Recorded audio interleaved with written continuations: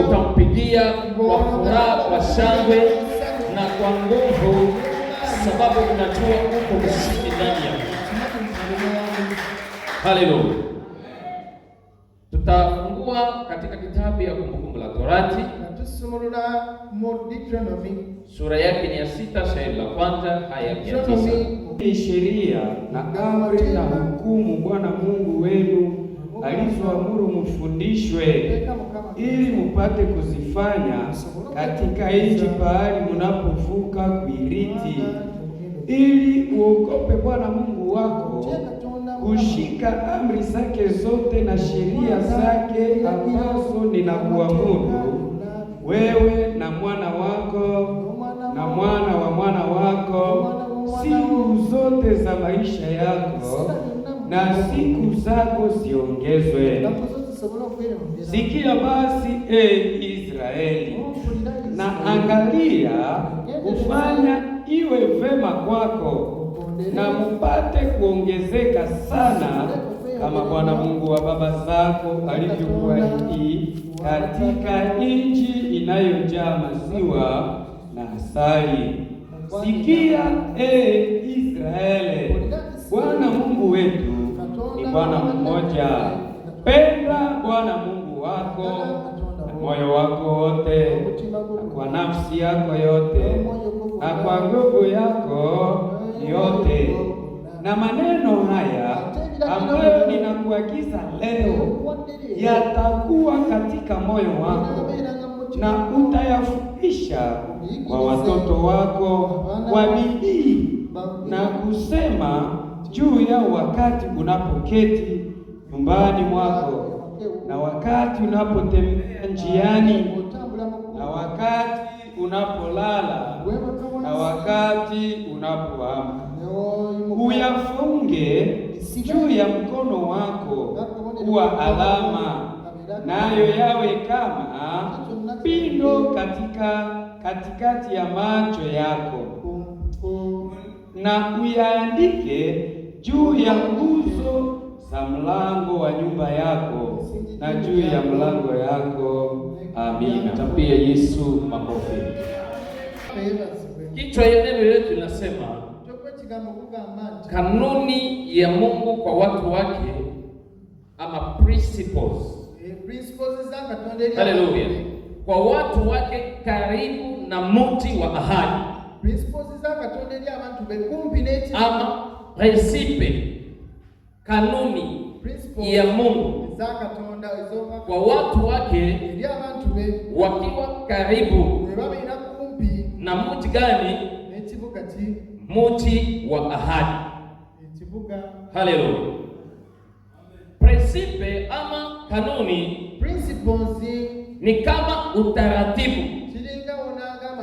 Haleluya. Ni kama utaratibu, nayo ni sheria. Na ikiwa sheria mbele za Mungu inakuwa amri.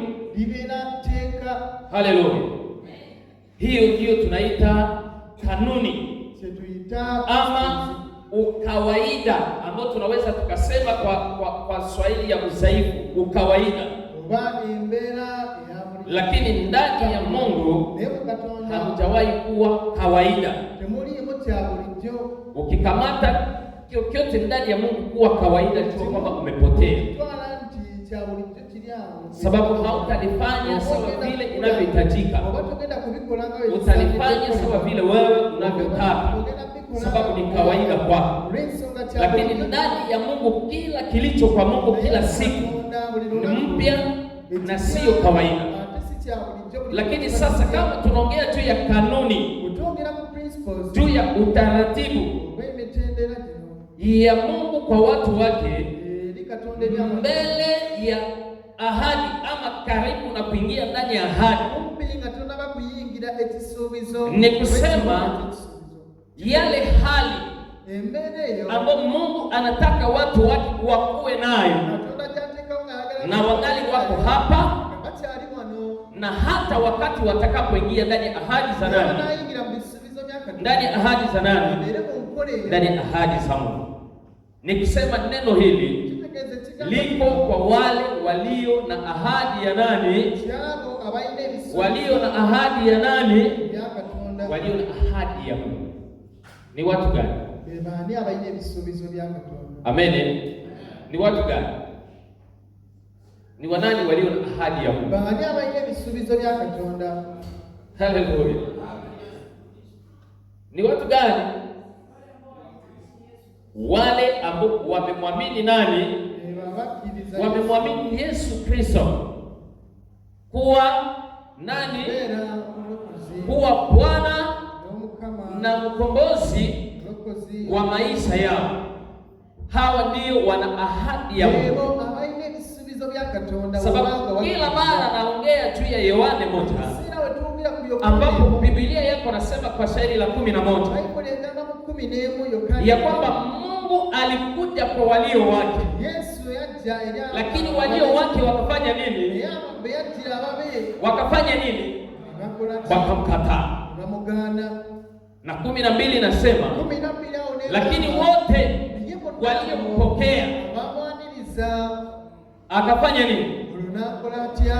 Akawaidia ni watoto wangu. Haleluya. Akawapatia hiyo nafasi ya kuitwa watoto wa nani? Watoto wangu. Sasa wakati Mungu iko anaongea, mara mingi sana anaongeaka na watu wake ambao ni watoto wake ambao ameaidia. Haleluya. Sasa wewe kama haujui ahadi yako, basi uingie tena katika maombi na uendelee kutafuta Mungu, kumwambia Mungu saa zingine akujalie, sababu kuna ahadi na ahadi, lakini sana ahadi tuliyo nayo ni ya kuingia Yerusalemu mpya. Haleluya. Ni ya kuingia wapi? Ni ya kuingia Yerusalemu mpya. Lakini kabla hautaingia Yerusalemu mpya, ilibidi uingie ndani ya ahadi ya Bwana wa majeshi. Haleluya. Na sasa hivi hautaingia ndani ya utimilifu wa ahadi, saa zingine ama umeingia ndani yake, jua kwamba kuna kanuni, kuna utaratibu. Unajua kuna watu wengine unamkaribisha ndani ya nyumba yako, yaani ingia tu kwa giza, anafanya nini? Kwa giza anataka. Haleluya. Lakini nyumba zingine zina utaratibu. Haleluya. Kama kwako unaingia kana viatu kufika kupatosha hata viatu.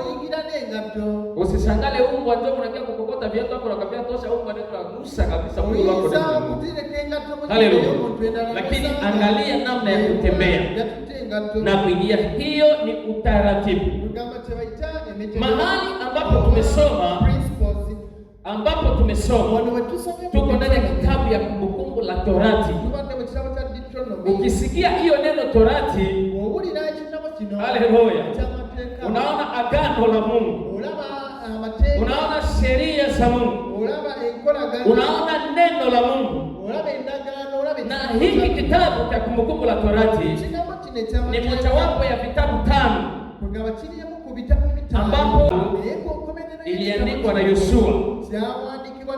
Na hiki kitabu kimeandikwa kwa sababu kubwa ya kuwakumbusha watu matendo makubwa ya Mungu mnamo maisha yao. Haleluya.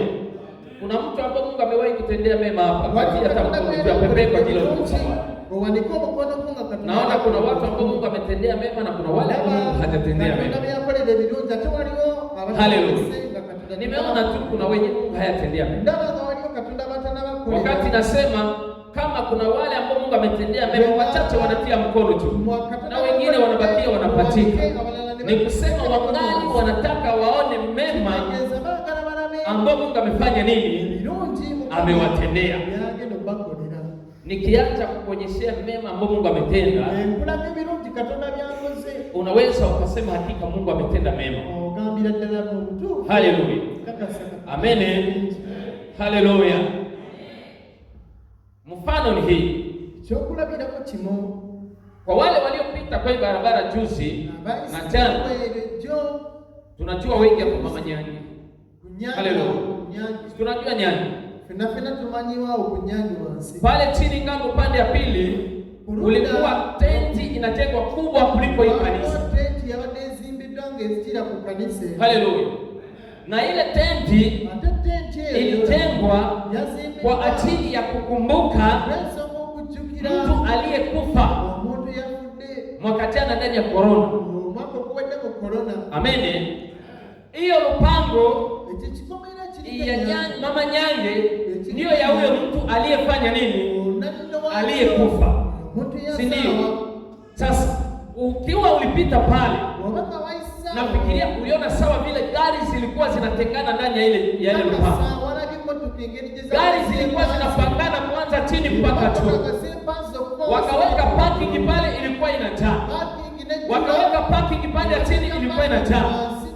Lakini hiyo parking yote na wale watu wote waliokuja ndani yake, matajiri, watu wenye uweza, watu wenye nguvu kwa macho yao, walikuja juu ya mtu mwenye shaka kufa. Haleluya. Na tunaposoma maandiko matakatifu ndani ya kitabu ya Mhubiri pia yako anaonyesha kwamba wewe mwenyewe unaishi. Haleluya. Uko wa maana sana kuliko ule ambao amefanya nini? Ambao amefanya nini? Ambao amekufa. Biblia yako nasema kama tukikufa tunakufa kwa nani? Tunakufa kwa nani? Ule ambao kunalala pale unamlamushi. Na kama ni mgonjwa anaenda lala kwa kitanda ama mgari atakulu. Mungu amsaidia kugusa na mpole. Haleluya. Kama tukiishi tunaishi kwa nani? Tunaishi kwa Bwana. Nikusema kwanza, kama leo ungali na pumzi ya uhai, jua kwamba ni nani? Jua ni nani? Haiko pesa, haiko urembo, haiko uzuri, haiko akili, lakini ni nani? Lakini ni Mungu aliye juu mbinguni. Sasa ni kusema kama hautajua kile ambacho Mungu amekutendea, na Mungu amesema walio na pumzi ndio watakaoshuhudia, ni kusema unamwambia Mungu hauna hata maana ya kuishi, kwa sababu ungefanya nini? Haleluya. Lakini Mungu ametenda mambo mengi mnamo maisha. Mioyo zetu zipate kukumbuka kwanza kazi ambayo Mungu amefanya.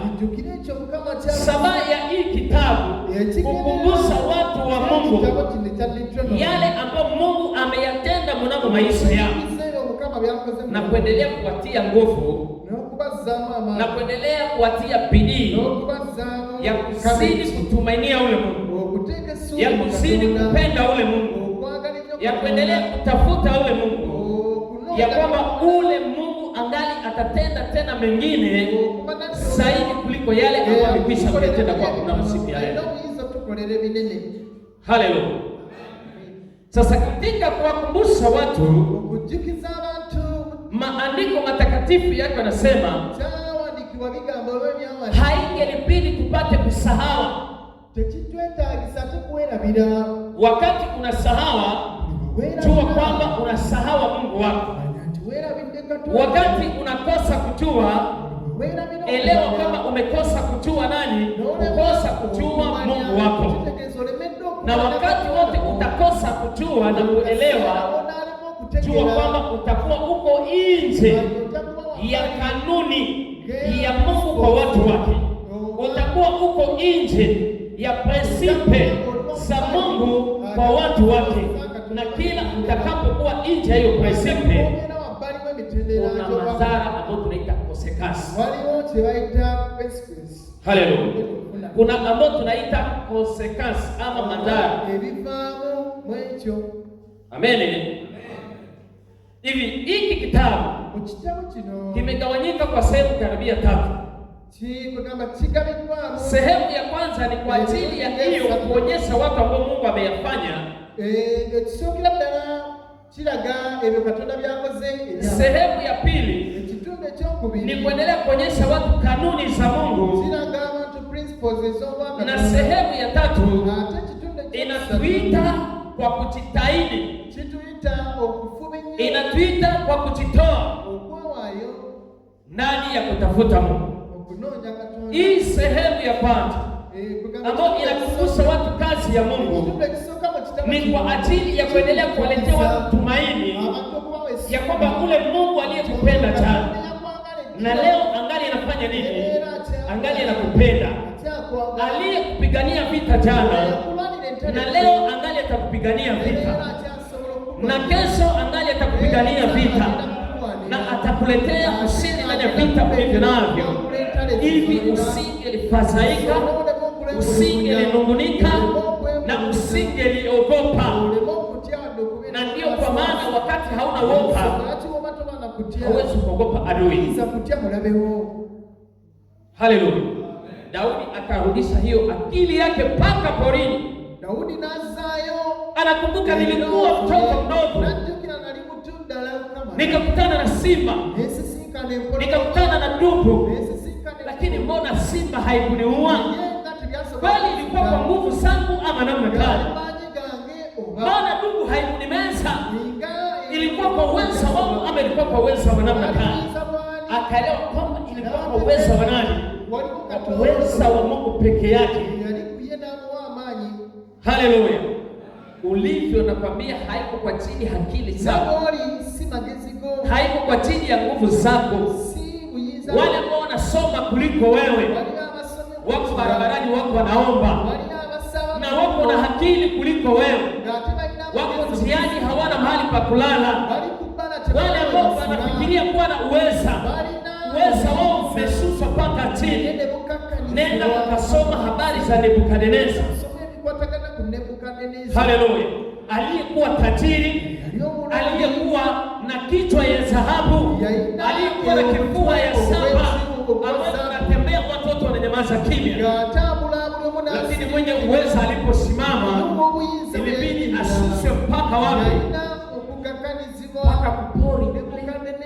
Masomo yake pamoja na wanyama, utajiri wake pamoja na nini, akili zake pamoja na nini. Mungu anabadilisha akili yake mpaka fanani ya nyama, na anje kukula majani sawa mbuzi. Uko unaelewa mambo sawa haya? Haleluya. Kumbuka yale ambayo Mungu amefanya kwa maisha yako. Sababu ya pili, kuonyesha utaratibu wa Mungu kabla hautaingia ndani ya ahadi za Mungu. Sababu watu wengi baada ya kuingia ndani ya ahadi za Mungu wanasahau Mungu. Baada ya kuona baraka na mafanikio ya Mungu wanasahau nani? Wanasahau. Na ndio kwa maana nilisema kuna watu ambao wana ahadi za Mungu. Kuna watu wengi ambao Mungu anatendea maajabu na makubwa hapa, lakini baada ya kutendewa hiyo maajabu, baada ya kutendewa hiyo miujiza, baada ya kuona utukufu wa Bwana, wakati Mungu yuko na kutumikisha wewe, wakati Mungu yuko nafanya maajabu ndani yako, wakati Mungu anakubariki na kupatia pesa na kila kitu yote, wakati Mungu anakuinua, utakuwa namna gani? Haleluya. Utafanyikana namna gani? Tuna mifano mingi sana ya watu wengi ndani ya Biblia ambao Mungu aliinua, ambao Mungu alibariki kwa ajili ya baraka za Mungu, mafanikio ya Mungu, utajiri ambao Mungu amewapatia, utukufu ambao Mungu amewapatia. Wanatoka ndani ya nani? Wanamwacha Mungu. Haleluya. Tukianza hata kwa mzazi wetu wa kwanza Adamu, ambao Mungu alimpatia kila kitu yote, hakuwa na usumbufu wote, kwa urahisi tu, kwa urahisi anaacha nani? Anamwacha Mungu. Haleluya. Tunaenda kwa Noa. Tumeenda kunua. Mungu amemlinda, amemkinga, amembariki, Biblia inasema Mungu akambariki. Nani utajiri aliyokuwa naye? Pombe inakuwa pombe, mbegu ya miti ya pori ya kuleo. Haleluya. Unajua kwa nini Biblia inasema msileo kwa mvinyo? Yao unasema mara moja ndani yake kuna makelele, ndani yake kuna kila kibaya, mtu anaongea vinyaki juu. Pia mlevi analaani na mtoto wake. Haleluya. Usifikirie hapo alikuwa ndani ya uwepo wa Mungu. Lakini alikuwa ametoka ndani ya nani? Alikuwa ametoka ndani ya Mungu. Ukifikiria habari hata Sauli ambaye tumeongea Nebukadneza, hivyo uone habari ya Daudi ambao alikuwa na roho ya Mungu ndani yake, ambao alikuwa na utajiri wa juu ndani mwake. Wakati Mungu alimuinua, wakati Mungu alimpatia utukufu, akaanza kukanyekea wenyewe wako hapa, wenyewe wako chini. Tesa, Uria, anaua. Haleluya. Hali ya kiburi na madharau. Solomoni mtoto wake, Mungu akambariki juu ya watu wote na kushinda watu wote, akampatia akili kuliko vitu na watu wote. Lakini kwa akili yake na utajiri na utukufu ambao Mungu aliweka juu yake, mwisho wake ulikuwa nini? Wakati Mungu akaona mambo haya yote, wakati Mungu anakumbuka mambo yale yote, akaona kwamba ni vema mimi na wewe tusimalizike sawa hao watu. Na kama tutamalizika sawa na wao, haitakuwa sababu Mungu hakutuambia, haitakuwa sababu Mungu hakutushauria, lakini sababu tulijifanya tusindwe nayo mabaya. Angali anasema msishindwe nayo mabaya, lakini msinde mabaya kwa kufanya nini? Kwa kutenda mema. Haleluya. Ndiyo kwa maana analeta utaratibu. Musa akaikalisha watoto wa Mungu, anawaambia leo ilibidi niwaambie maneno ambayo Mungu ameweka ndani yangu. Leo ilibidi niwazungumzie, sababu inawezekana hata mimi sitakuwa na nyinyi. Haleluya. Kuna watu hapo watafanyikiwa. Sasa zingine watumishi Bethsaida hawataona, hawatakuwa hata kwenye ilifanikiwa. Wanaweza kukuombea unafika unaingia. Kuna wale ambao Mungu atainua hapa waende wasahawe hata na tutakuwa pale. Lakini hata kama ukitusahau, usisahawe kanuni za Mungu ndani ya baraka zake. Usisahau utaratibu wa Mungu na maisha yako. Utakuwa ukiyasahau, upendo utakuwa umemalizika. Haleluya. Nimekwambia kwamba furaha ya mwanadamu sio pesa. Furaha ya mwanadamu sio wanawake na watoto. Furaha ya mwanadamu sio yale mambo mengine yote, lakini furaha ya mwanadamu, mwana wa Mungu, ni Mungu yeye peke yake. Haleluya. Anaweza kupatia pesa, unabakia tu hauna furaha. Anaweza kupatia mke, mke anakuambia kitu kingine yeye anataka na kukuriziki. Haleluya. Anaweza kukupatia watoto, unasema Mungu afadhali ningebakia kwa watoto, ni maprobleme kila siku. Na mzazi unafika hata kukufa sawa. Kuhani alikufaka juu ya watoto wake. Sasa hao watoto walikuwa baraka kwa Eli ama walikuwa betuka? Haleluya. Ndio kwa maana Mungu anasema kwa kila jambo fanye nini? Kwa kila jambo fanye nini? Kwa kila jambo fanye nini? Si wengi wametoka ndani ya utaratibu wa Mungu juu ya kufasaikia kile ambao alihitaji na Mungu hakumpatia. Lakini Mungu anajua sababu gani hakupatie kile kitu. Biblia inasema Mungu hajawahi kushindwa na hata shindwanga kamwe. Lakini watu wanapeleka mbaya, wanajua kwamba ndani ya Mungu kutokushindwa ni lazima atatenda, sio lazima. Mungu hawamlazimisha. Haleluya. Mungu hawamlazimisha. Na mimi Mungu niko mfupi unisaidie. Unatafanya na exercise mpaka kuongeza hapa. Ufike kwa Papa Paulo maneno naribika. Papa. Haleluya. Utatumia tu bure. Mwambie Bwana asante. Sababu niko kwa gisi niko. Paulo analia mbele za Bwana. Nimesaidia watu wengi. Nimewaponya watu wengi. Lakini hata kaboro hapa hakuna kazi. Mungu anasema nini?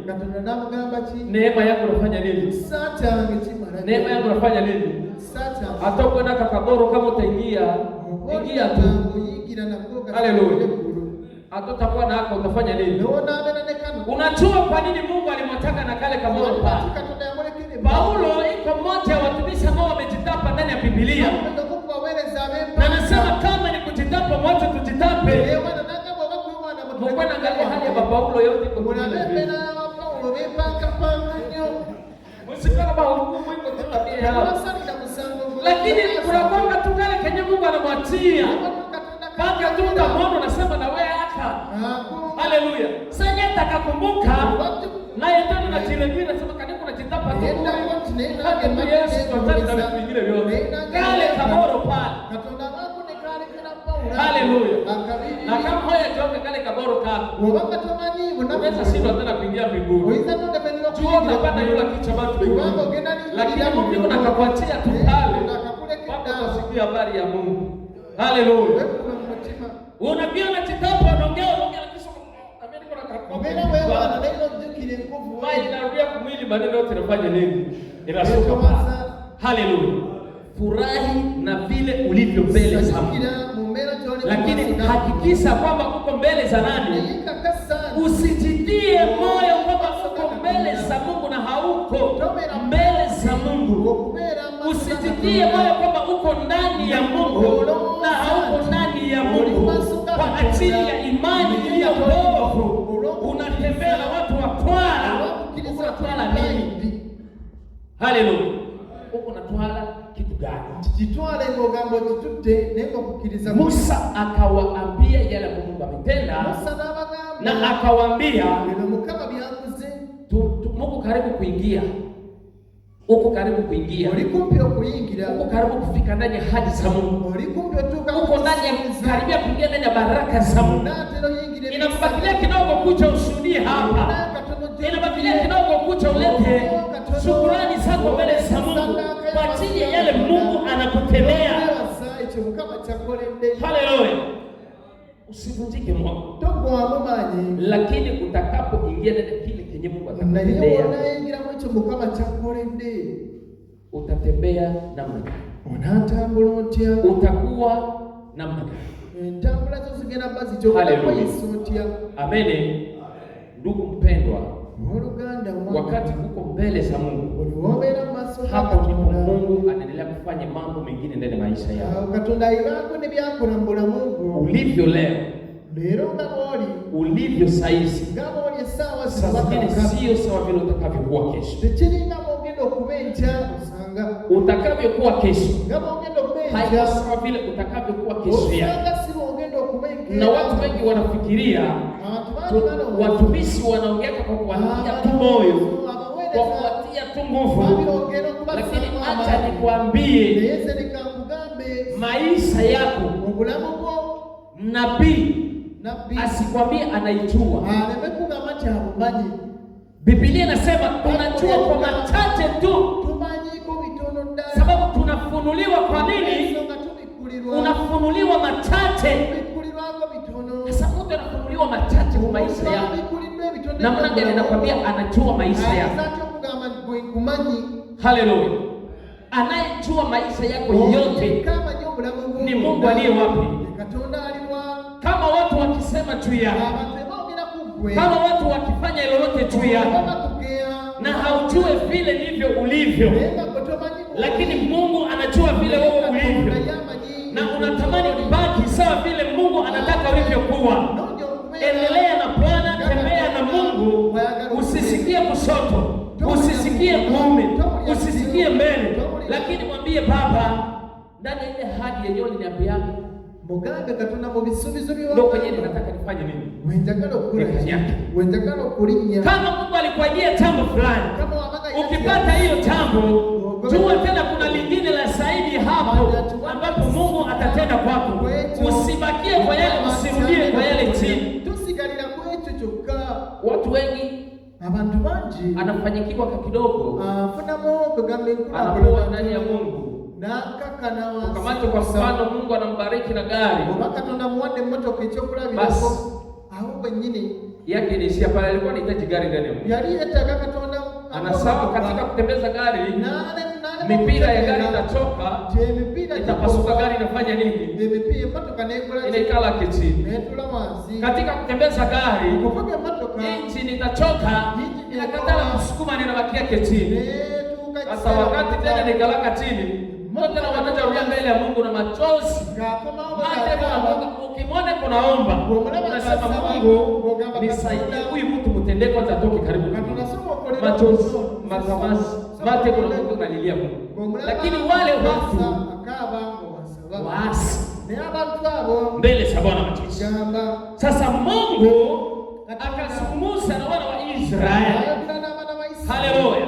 Kupitia huyo mtumishi wake ndani hiyo kitabu hapo ambapo tumesoma ya Kumbukumbu la Torati 6:1 na kuendelea pale pole pole. Yuko anawaambia maisha watakayoishi. Yuko anawaambia kazi ambayo anawapidi kufanya. Anawaambia kuhusu amri za Mungu. Anawaambia kuhusu taratibu wa Mungu. Anawaambia kuhusu kutembea na Mungu. Ukisoma 7, tusomee 7 sura ya kwanza. Hiyo tu 7 hapa. Sura ya kwanza inasema hivi: wakati Bwana Mungu wako atakapokuleta ndani ya nchi pahali unapokwenda. Atia pale. Wakati Bwana Mungu wako anapokuleta nchi mahali ambapo uko unaenda. Haleluya. Usifikirie ukifika pale vita vinafanya nini? Vita haijaisha. Matatizo haijaisha. Ujue kwamba na adui wa mwisho ambao Mungu anasema ndani ya Wakorintho ya kwanza. Adui wa mwisho ni nani? Ni kufa. Haleluya. Adui wa mwisho. Nafikiria ndani ya kitabu cha Wakorintho wa pili. Haleluya. Ya kwamba adui wa mwisho, na hata ukipigana na vingine vyote, lakini kufa iko wapi? Iko mlangoni mwako. Na kila Mungu anapoongea juu ya kufa, aongea juu ya kutoka ndani ya mwili. Ile ni usemi yetu sisi watu. Ile kutoka ndani ya mwili, Mungu anaita kulala kwa walio wanani? Waliopaa. Lakini kisha kuja kwa kufa, tuwa kwamba jehanamu inafanya nini? Haleluya, inasimama mbele sana. Mutakapoingia ndani ya mti, mutakapoingia ndani ya baraka za Bwana, utakapoona mafanikio ya Mungu, utakapogusa yale ambayo Mungu alikuahidia,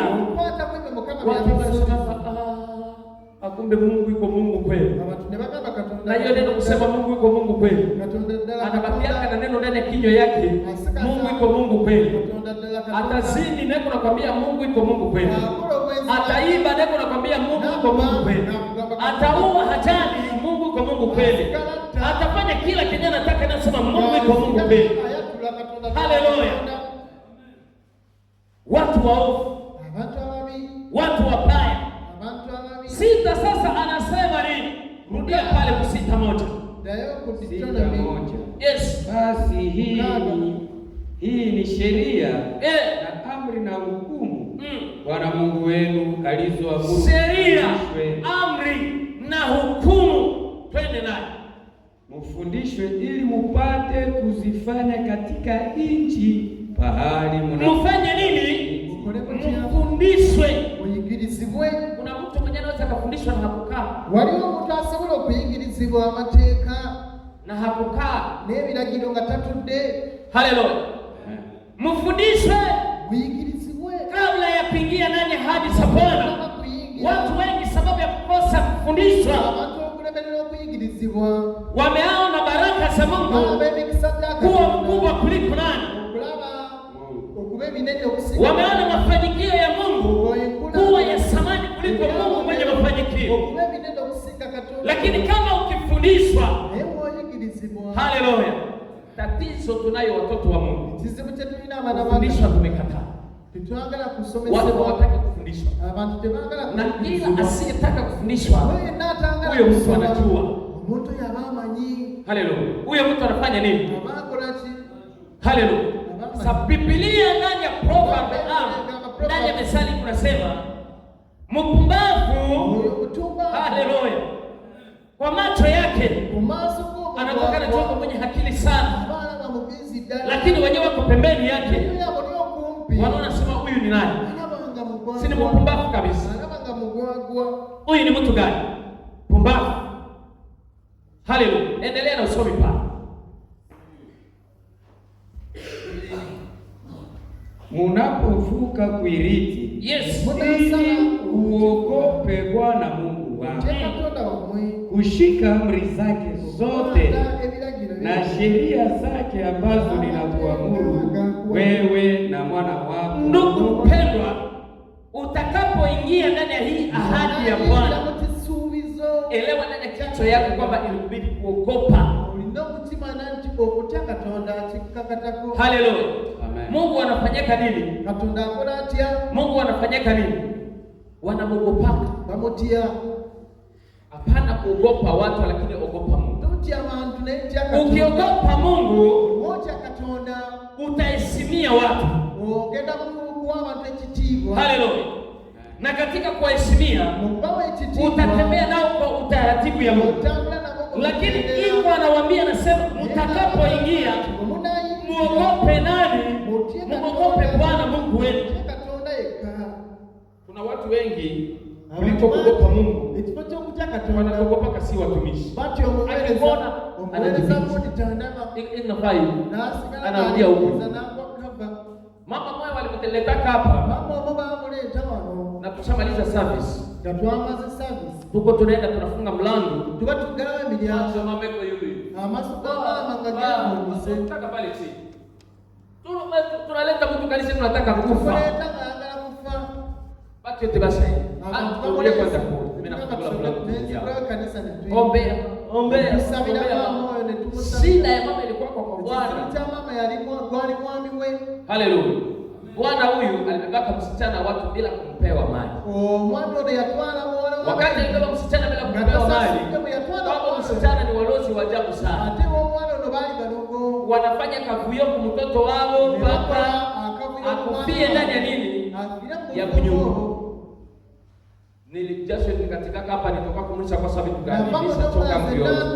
Tunapewa mwende, lakini siku fulani mkiwe pamoja. Yaka kwa siku mbili yenye alipiga hapa. Siku moja nikamkuta pale Moviti. Alinionaka tu hivi. Ndio anaingia ndani ya bolo hivi. Nilishamona zamani na mimi napita kwa sababu nyenye sione. Mama yuko anazunguka kukuta nyumba yake simuone. Unaogopa mwanadamu kuliko kuogopa nani? Kuliko kuogopa Mungu. Naweza kuwa njia ya kukusaidia, lakini msaada yako ni nani? Msaada yako ni Mungu. Na ndio kwa maana Biblia inasema mwenyewe utajitumainia njoo watu. Jua kwamba mbele za Mungu kumlainia. Lakini baraka za Mungu ziko kwa wale ambao wanatumainia nani? Ambao wanatumainia Mungu. Na ukitumainia Mungu, hauwezi tamani ukosee Mungu. Haleluya. Hauwezi tamani ukosee Mungu. Muogope Bwana. Haleluya. Analeta utaratibu, analeta kanuni. Ndani ya hizo kanuni Mungu alizozileta, mahali alikazia sana shairi lake la 5. Haleluya. Penda Bwana Mungu wako. Utapenda Bwana Mungu wako, yes. Na moyo wako wote. Na moyo wako wote. Na kwa nafsi yako yote. Na kwa nguvu yako yote. Ndugu wapendwa, pale ndio tu Hii ni kesho ya deba. Haleluya. Kino tewali kugamba kuki kanuni ya Mungu wakati unaingia ndani ya ahadi za Bwana. Utampenda Bwana Mungu wako. Unajua kupenda. Upendo imetafsiriwa ndani ya kitabu ya Yohane 3:16. Kwa maana Mungu alivyopenda ulimwengu akafanya nini? Nawayo mwana we. Haleluya. Akasema basi kenye kitakuwa kifanye nini? Sababu mpendo wa Mungu, Abrahamu alipenda Mungu, akasema Isaka bila kupenda sana mtoto wake. Lakini kwa machozi kabisa, mwambie ule Mungu siwezi nikamkosea, ndio mwenye ameniomba. Katonda chansabye Isaka kamutwale kuweyo. Wakati Mungu alionaka hivi, Katonda wera watu anasema mwanadamu nataka nitangulia mimi kazi yako. Usifanye hivi. Nimeona kwa kizi kwanza unafanya. Utapenda Mungu kwa moyo wako kipande nusu moyo wako wote. Mungu wasomi. Si vitundu. Kwa hamuna wasomi. Mtuambie moyo ni nini? Umutima titi na umutima titi. Haleluya. Mwasoma. Yes. Wasomi mko wapi? Abasoma muliwa. Mtuambie moyo, soma Biblia kama kukuluzungu kwa Biblia. Deuteronomy mukaga. Haleluya. Anasema with all your heart. Hata nisome na luzu. All your heart. Wewe inasema and you must love the Lord your God with all your heart. Haleluya. Kwa roho yako yote. Sasa yuko nje kule lava. Wale swiki mwenye kupembeni kule. Mairavu. Kuna kinyoko na targetinga. Mungu inachowaza tu. Haleluya. Na kweli unampatia love yako yote. Unampa love yako yote. Lakini Biblia kunasema kwa roho zetu zote tupende nani? Tupende Mungu aliye juu mbinguni. Na nimekwambia kama ni kupenda Mungu aliye juu mbinguni, ni kusema Mungu anasema kamata roho yako yote ufanye nini? Haleluya. Roho yako yote ufanye nini? Haleluya.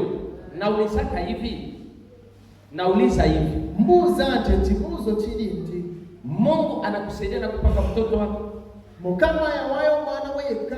Anakusaidia. Nakuyamba na anakupatia kama mtoto wako. Nakuwa mwana omu. Mtoto unaishi naye kwa furaha salama. Mwana nobera naye musani ly'amaani.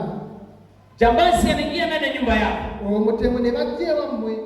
Anakwambia ule mtoto ndio tunataka kufanya nini? Anasema umukomboe na kenye kinasinda kyote kenye uko nacho. Unaweza sema hii yenyewe niko nayo ya bei kali, muende na mtoto, mimi nabakia na hii kitu kyako. Unaweza sema kweli? Ni kusema kwa hiyo wakati utakuwa ndani ya nyumba yako na hamuna kitu kenye kinasinda huyo mtoto kwa vale ama mke wako kwa vale. Kama Mungu anasema umpende kwa roho yako yote, ujitoe kwa roho yako yote, ukimpatia roho yako, sijui kama kitu gani chote kinyo unaweza hata kupatia Mungu. Simanyi mwale toba tusomola kumuwa Katonda. Ni nini yenyewe unaweza shindwa kumpatia Mungu? Chicho hizo lemelelo kwa Katonda. Haleluya. Ogamba tu. Wakati mtaingia ndani ya mji wa ahadi, ndani ya baraka ya Bwana majeshi, tutabakia watu wengi wanabakia na maneno ya midomo tu. Na Mungu akaenda kusema katika Isaya 40 ya kwamba watu wale kwa midomo tu, lakini roho zao ziko wapi? Ziko mbali na mimi. Na ni wale wenye Mungu alilekeza maagizo. Roho zao ziko wapi? Mbali na Mungu. Eske hautakuwa mbali na Mungu wakati Mungu atakuingiza ndani ya baraka? Hautakuwa mbali na Mungu wakati Mungu atakuinua, unakuwa mtumishi wa tunaanza kuona leo kwa sasa tuipopo unataka ruka utafika wapi? Haleluya. Tulia ndani ya Mkatonda roho. Mungu anataka roho yako. Mungu anataka roho yako. Habari ya huyo mtu mlimaji ambao alilima akajenga akaweka vitu ndani ya gari, akaenda ndani anasema, roho yangu, umutima gwange ufanye nini? Ufurahi, utakula milele yote. Ogenda kulia milele tena njaa. Ulibulira njala. Yesu akasema nini? Yesu n'agamba, mjinga wewe, oli mugwagwa. Haleluya. Siku unajua kwamba Mungu atabeba ile roho usiku, ni roho yako. Unaifanya kwa ya kiburi na masarau mbele za Mungu. Haleluya. Uongee kila kenye unataka mbele za Mungu. Uwatukane watu wa Mungu agizo unataka. Ujifanye kila unachotaka. Maandiko yanasema ndani ya kitabu ya Luka ya kwamba maneno yote yanaanza ndani ya wapi? Ndani ya roho zenu. Ile dhambi ambayo unafanya, uasherati yanaanza wapi? Ulevi yanaanza wapi? Ulozi ni nini? Haleluya. Haujui sekre ya mlozi ni kuchukia. Chama cha mulogo. Mlozi akikuchukia. Omulogo wa kuhetinga na kuchawa. Asante asiposema esprit. Kasta kuchawa. Anaanza fanya nini? Roho shakataa. Sa Mungu anasema hiyo roho yabadilishwe. Ndio kwa maana anasema mgeuze nia zenu. Hizi roho zifanye nini? Msianze kuzigeuza saa hizi. Na mpate kuipatia nani? Pate kupatia Bwana. Haleluya. Ukimpatia roho, nafsi yako isibakie. Pale anasema nini? Patia kwa roho yote. Penda Bwana Mungu wako kwa moyo wako na kwa nafsi yako. Haleluya. Amen. Unajua nafsi? The soul. Haleluya. Haleluya. Nafsi ndio inafanya uishi mpaka leo. Amen. Hiyo inatembea hata na damu yako. Amen. Wakati unapenda mtoto wako kuliko Mungu, sababu ni damu yako, jua kwamba haustahili mbele za Bwana. Uko mbali ya kanuni za Mungu. Uko mbali na utaratibu ya Mungu. Na kama Mungu ndiye alikupatia, akipenda atanaweza fanya nini? Lakini Mungu anaweza na kukupatia. Na kesho anakupunish, anakupinire ndani ya njia zingine. Anasema na kwa nguvu yako yote.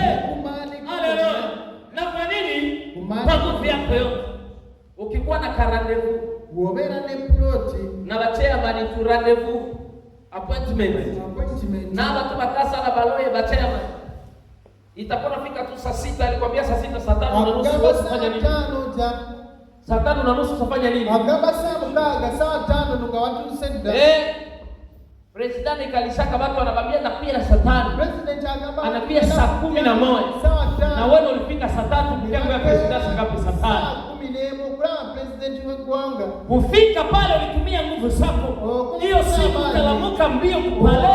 Unasukuru unafanya mambo mengine tu na gani kwenye unapanga. Lakini ndani ya kazi ya Mungu. Nemo mulimo kwa Katonda. Mama unaona, baba unaona, kiuno kapitula, ilikuwa ilienda ilirudia. Tabuli nsonga. Bampatie tu appointment ku UNHCR. Bakuwe appointment. Hata alikuwa na appointment nyingine yote. Mubyama refugee jana atafika kwa wakati kabisa. Wima hivi ile mbele ilikuwa mstari asubuhi mpaka bakupatie sheto itafika mpaka saa 9. Asubuhi mtu anataka kusogeza. Asubuhi mpaka saa 9. Haleluya. Unatumikisha nguvu na bidii zote. Vitu vya dunia. Vitu vya nsi. Lakini mbele za Mungu masuka Katonda vinafanya nini? Vinashindikana. Haleluya. Mtakapoingia ndani ya ahadi, haiko wakati ya kulala. Baba nipo. Haleluya. Mungu anakupatia sababu anazimika.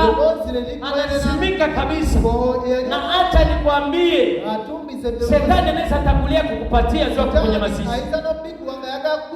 Mwenye alikwambia Shetani hapanake kuna. Haleluya. Biblia inasema nini ndani ya Waroma? Ya kwamba huyu aliyeteka mtu mateka kumfanya mtumwa anabebaka na vyake vyote anaenda navyo. Mungu alipoumba mbingu na dunia akampatia Adamu kila kitu yote. Wakati Shetani alikuja akamuomba kufanya kuwa mtumwa, unafikiria aliyetaka nini?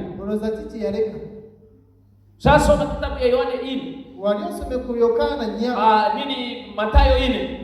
Na Luka, mahali ambapo Shetani kunaenda pande Yesu. Anaenda karibu Yesu. Alipopandisha juu ya mlima, akamwambia unaona vile vitu vyote ni vya nani? Ni vya nani? Alimtosaka wapi? Alimtosaka wapi? Mungu alimpatia nani? Alimpatia nani? Haleluya. Unabakia pale unalia machozi mpaka huko. Shetani sasa kwamba anaomba na vyako kisha unarudia toka mbele za Mungu kupata. Daudi ndani ya kitabu ya Samueli wa kwanza na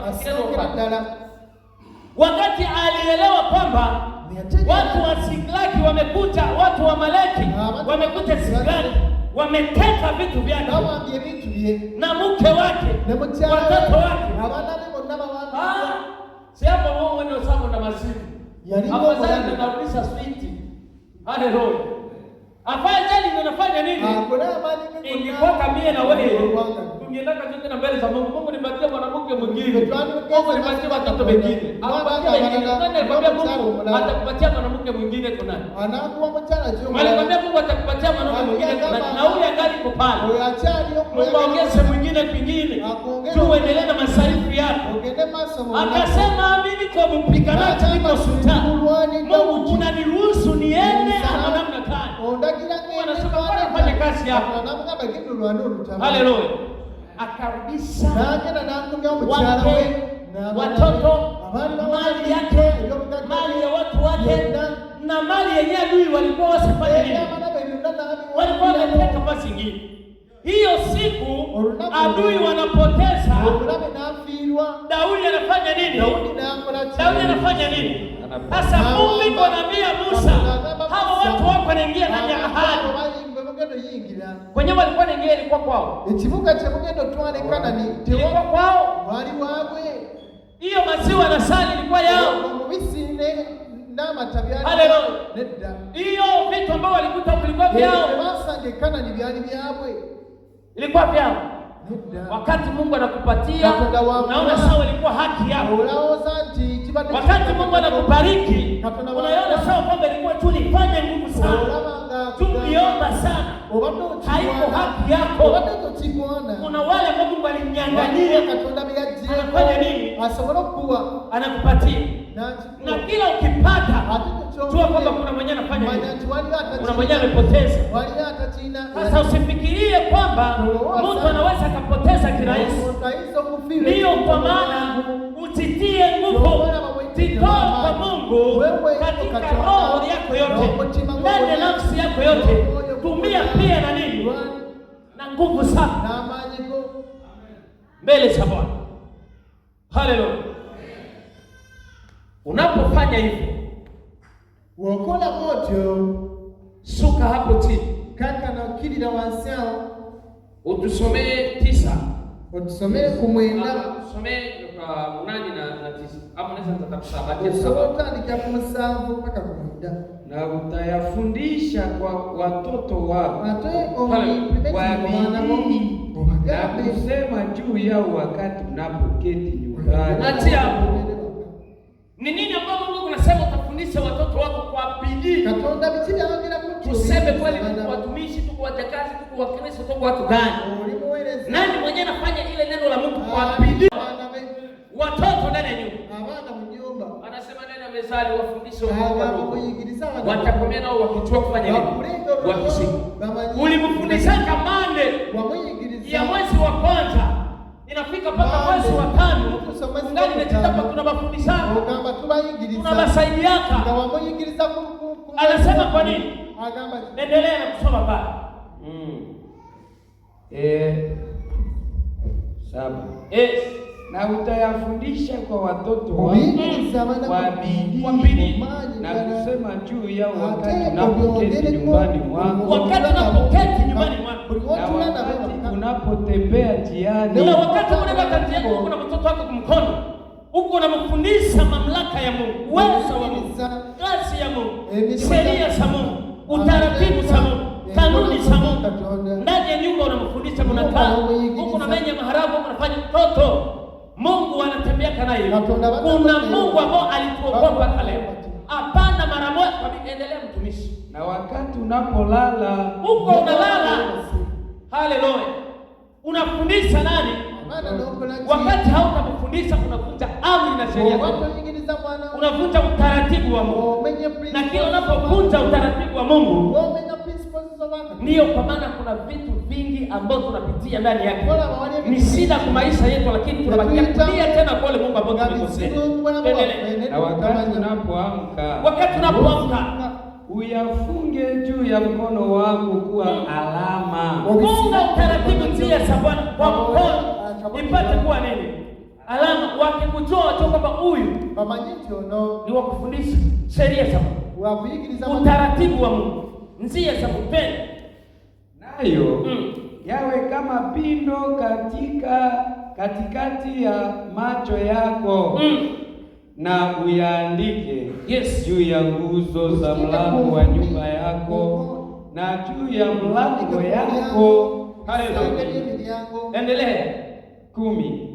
Na itakuwa wakati Bwana Mungu wako atakapokuleta ndani ya nchi aliyoapia baba zako Abrahamu na Isaka na Yakobo, ya kuwa atakupa miji mikubwa na mizuri ambayo hukuijenga, na nyumba zinazojaa vitu vizuri vyote ambavyo hukuzijaza, na visima vilivyochimbwa ambavyo wewe hukuvichimba, mashamba ya mizabibu na mizeituni ambayo hukuipanda, nawe mtakula na kushiba. Wanalala na hawajafika ndani ya ahadi zile za Bwana. Kufundisha watoto kwetu ni problem. Unachoenda kwa shida. Kwa nini? Kwa sababu sisi wenyewe hatuyapenda Mungu kwa roho zetu. Utakapompenda Mungu, Biblia inasema ndani kitabu ya Zaburi 1 ya kwamba utatafakari neno lake. Wakati gani? Wakati gani? Usiku na nini? Na mchana. Mchana usiku. Watu wengi hapa na macho zao hazionaki tena mzuri juu ya mwangaza wa simu. Haleluya. Juu ya nini? Ya simu. Lakini neno la Bwana hata kwa dakika hii moja, akikutana Muislamu pale mwenyewe kuna verse yake kidogo hivi, anakukimbiza, unasema ni ngoja na mimi naenda kujidamini tajipanga takuya tu. Tutaendeleza maongezi. Hatutaendeleza itika za kimbia na kwamba kwa mpagani. Haleluya. Haujue Mungu. Hauna Mungu ndani mwako. Unaenda tongeza mtu mwenyewe kwa mapepo. Usimame sawa wewe kujua Mungu na kumwelewa Mungu. Biblia inasema zile siku zinakuja hawatahitaji tena kufundishana. Kwa nini tungali tunafundisha usiku na mchana? Sababu watu hawatamani kufanya hivyo. Hawatamani kusoma, hawatamani kuelewa, hawatamani kufahamu. Na yale yote usifikirie ni wewe, ni shetani ndani mwako. Lakini Biblia inasema usimpatie shetani nini? Yakobo anasema usimpatie shetani nini? Kama shetani anaingia ndani mwako ni kusema ulimpatia nini? Na wakati unampatia nafasi, jua kwamba ule Yesu anapatia nje, unamtia nje. Lakini yeye anasema mimi niko hapa kumlango. Haleluya. Lakini wakati utakapomalizika, usifikiria tengia tena. Atafungula mlango wako pia. Hawezi akafanya nini? Hawezi akaingia. Mungu atusaidie. Mungu atuwezeshe. Haleluya. Tupate kutembea kwa kanuni, kwa utaratibu ya Mungu. Zaidi ya yote hautampendeza Mungu kama tu neno la Mungu halikukaa ndani yako. Na ndio kwa maana yuko nasema neno la Kolosai 3:16, na neno la Bwana likae kwa namna gani? Likae kwa namna gani? Likae kwa wingi ndani yenu. Haleluya.